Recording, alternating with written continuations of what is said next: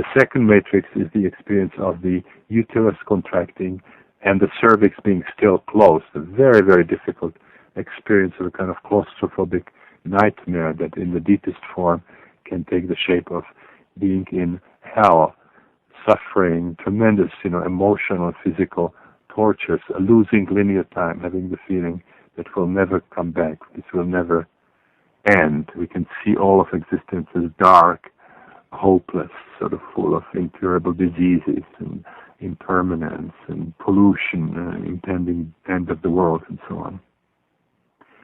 The third matrix is related to the experience when the cervix opens and the fetus now struggles through the birth canal.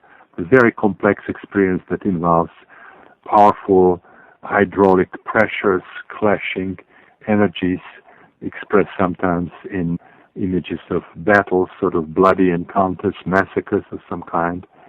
There is, interestingly, a sexual dimension. The choking somehow creates a sexual type of arousal and brings sexual imagery. Sex experience in connection with anxiety, in connection with inflicting pain, in connection with pain being inflicted on us. Sexual arousal associated in this context with aggression that comes from the reaction to the life-threatening situation. Sex all mixed up with what's called scatology, it's encounter with biological material, sex and blood, sex and mucus. And in the extreme, in the old-fashioned home deliveries, where there was no catheter, no enema, it could be even connection between sex and different forms of biological material. So we have a natural basis here for the development of various sexual deviations, perversions, and so on, dysfunctions.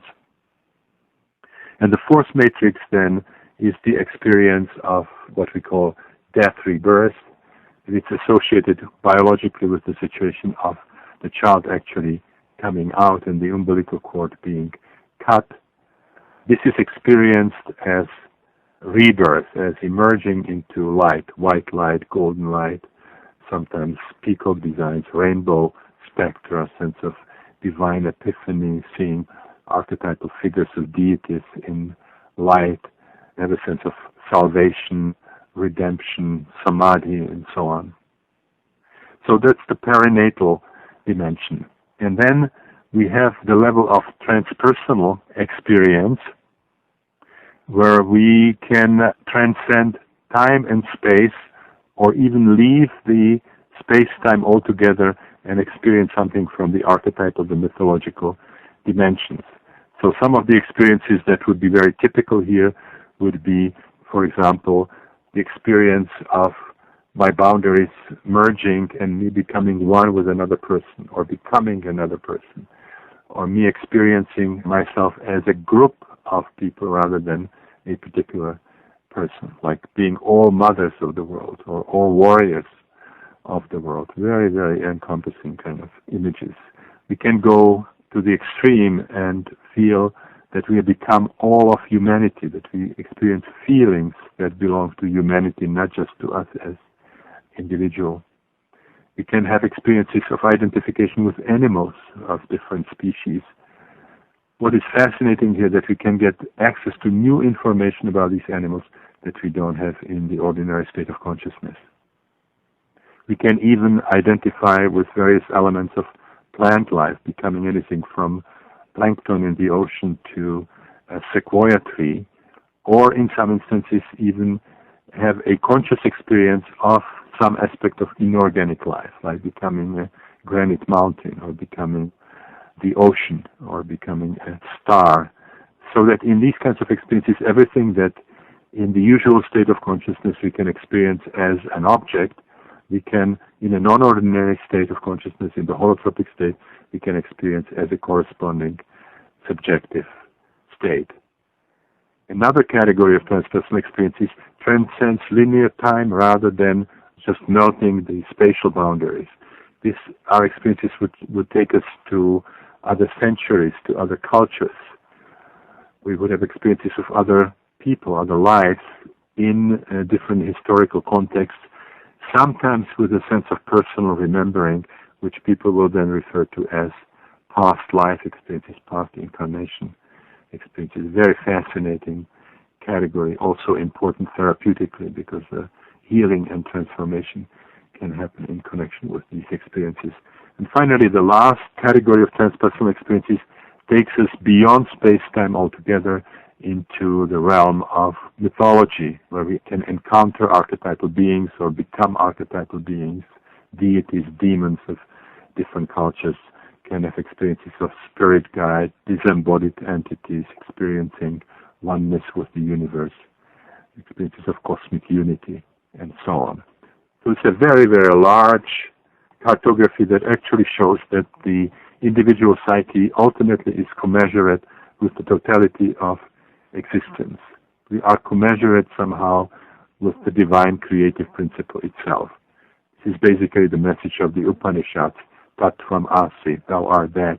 Each of us is not just Jiva or Nama Rupa, the name and the shape, but in the last analysis, each of us is ultimately identical with the divine, with the creative energy of the universe itself, the Atman Brahman, the Tao, the cosmic Christ, the Keter, or whatever terminology we want to use. Now I will just very briefly mention some of the other categories, and we will then later explore it again in more detail. Another area where we have to fundamentally revise our understanding is the area of psychopathology, the different emotional and psychosomatic disorders, which in traditional psychiatry are seen as either having organic origin, being biologically determined, or if they are psychologically determined, they can be explained from postnatal events and from the dynamics of the individual unconscious. If we work with the holotropic states, we'll find out that these disorders have this postnatal biographical dimension, but that's not the whole story. Then when we continue the process, when the process deepens, we'll discover additional roots for the same problems, coming from the perinatal level, linking different emotional psychosomatic disorders to different matrices or facets of the birth trauma, and then we'll discover even deeper roots which would link them to various aspects of the transpersonal domain. For example, a past life experience, or some kind of archetypal gestalt, or a phylogenetic experience linking it to our human or animal ancestors. For example, we can work on asthma, and we discover that the biographical roots of it could be a situation of near drowning when we were 7 years old, a deeper level experience of whooping cough when we were 2 years old. The perinatal component of it would be the choking in the birth canal when the shoulder was stuck behind the pubic bone of the mother. And then the deepest roots of asthma could be past life experiences involving something like strangulation or hanging. And in order to effectively work through that problem, we have to allow ourselves and be allowed to confront all the different levels that contribute to that disorder. The next one is the radically different understanding of spirituality. In the mechanistic, materialistic worldview, there's obviously no space for spirituality. Spirituality means gullibility, superstition, lack of education, primitive magical thinking, emotional immaturity, sort of not having coped with the infantile images of our parents and so on. And direct experiences of spiritual realities would be seen as gross pathology, as psychosis. There's no distinction in traditional psychiatry between a mystical experience and a psychotic experience. From this perspective that we are discussing here, spirituality has something to do with the depth to which we have experienced ourselves. When our process of self-exploration reaches at least the perinatal level, but then definitely when it reaches the transpersonal level, our experiences will have a quality that Jung called, and he actually used the term of Otto Rudolph. Jung liked the term, will have the quality of luminosity. We'll have a sense that we are now relating to something that belongs to another dimension of reality, to a higher order.